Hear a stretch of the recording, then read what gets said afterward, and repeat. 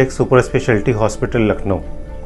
आज हम urinary incontinence अर्थात यूरिन पे कंट्रोल ना होने की स्थिति के बारे में बात करेंगे। यूरिनरी इनकॉन्टिनेंस एक बहुत कॉमन कंडीशन है। It is seen both in male and female और यूरिनरी इनकॉन्टिनेंस हर एज में देखा जाता है। छोटे बच्चों से लेकर के ओल्ड एज तक के लोगों में यूरिन पे कंट्रोल ना रहना एक आम समस्या है। काफ़ी लोग इसके बारे में बात नहीं करते हैं और अधिकतर को ये नहीं पता है कि यह क्योरेबल कंडीशन है। बहुत आवश्यक है इस बारे में जानना कि इसके क्या कारण हो सकते हैं और उसका सही उपचार क्या करना चाहिए और इससे बचाव के लिए हमें क्या क्या उपाय करने चाहिए। यूरिनरी इनकॉन्टिनेंस यंग और एडल्ट एज में ओवरएक्टिव ब्लैडर की कंडीशन की वजह से हो सकता है। ओवरएक्टिव ब्लैडर पुरुषों और महिलाओं दोनों में ही देखा जाता है। इसमें पेशाब की थैली ब्रेन के सिग्नल को फॉलो नहीं करती, अर्थात जब यूरिन का सेंसेशन आता है तो ब्लैडर फिर भी अपने आप को कॉन्ट्रैक्शन से रोक नहीं पाता और यूरिन का लीकेज हो जाता है। इस कारण से बार बार पेशाब लगना, पेशाब छूट जाने का सेंसेशन आना और अक्सर बाथरूम तक जाते जाते पेशाब छूट जाना, ये सिम्टम्स देखे जाते हैं। इस वजह से काफ़ी लोग सोशली आउटकास्ट हो जाते हैं, पब्लिक गैदरिंग में नहीं जाते और कहीं भी जाने से पहले टॉयलेट या वॉशरूम की अवेलेबिलिटी के बारे में चिंता करते रहते हैं। काफ़ी लोग रात में बार बार उठ के पेशाब जाते हैं और ओल्ड एज में बाथरूम में बार बार जाने से और कई बार अंधेरे में जाने से गिरकर चोट लगना, फीमर फ्रैक्चर, ये सारी कंडीशंस देखी जाती हैं।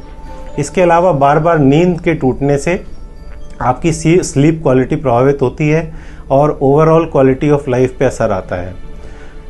खराब नींद आने से बीपी की शिकायत, डे टाइम ड्राउजीनेस या वीकनेस और इसके अलावा ये भी देखा जाता है जो लोग पूरी नींद नहीं ले पाते हैं उनका लाइफ स्पैन कम होता है। अतः बहुत आवश्यक है कि ओवरएक्टिव ब्लैडर की कंडीशन का सही उपचार किया जाए। पुरुषों में जो स्पेशली 50 वर्ष से अधिक एज के हैं उनमें प्रोस्टेट संबंधित एनलार्जमेंट की वजह से ये सिम्टम हो सकते हैं। यंग मेल्स में प्रोस्टेटाइटिस अर्थात प्रोस्टेट का इन्फ्लेमेशन की वजह से ये सिम्टम्स देखे जाते हैं। ओल्ड एज फीमेल में भी ओवरएक्टिव ब्लैडर, इनफैक्ट हर एज की महिलाओं में ओवरएक्टिव ब्लैडर की कंडीशन काफ़ी कॉमन है। इसके बचाव करने के लिए हमें क्या करना चाहिए? कुछ फैक्टर्स हैं जो ब्लैडर इरिटेंट्स हैं, उनका सेवन नहीं करना चाहिए। जैसे चाय कॉफ़ी बहुत अधिक ना लें, ज़्यादा ड्राई फ्रूट्स का सेवन ना करें, चॉकलेट्स इनका सेवन ना करें, नमक कम खाएं, शक्कर एवं शक्कर से बनी हुई चीज़ों का सेवन कम करें, नियमित रूप से व्यायाम करें, अपना स्वस्थ बॉडी वेट मेंटेन करें, 7 से 8 घंटे की कंटिन्यूस स्लीप, अच्छी नींद बहुत ज़रूरी है। अत्यधिक एंजाइटी, चिंता ये भी ओवरएक्टिव ब्लैडर को बढ़ाती है।